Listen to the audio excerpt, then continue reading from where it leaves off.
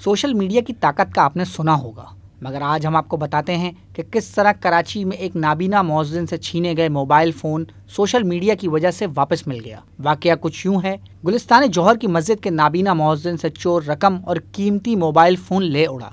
चोर ने नाबीना मौज़िन से नात रिकॉर्ड करके वायरल करने के बहाने मोबाइल लिया और मोबाइल फ़ोन से इजी कैश के जरिए 35,000 रुपये मुंतकिल किए।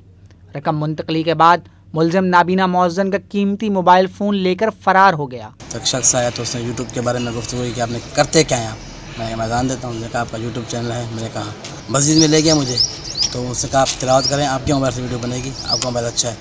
तो अब जो है वीडियो बनाई, उसने शुरू की। अब बनाई नहीं बनाई मुझे मालूम नहीं है, लेकिन उसने कहा आप नात भी सुनाए।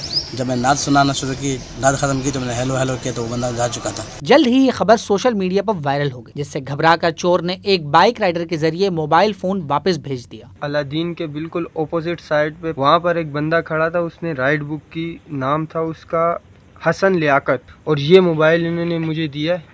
उन्होंने बोला था कि आप दारुल हुदा जाके अमजद साहब को ये मोबाइल दे दें।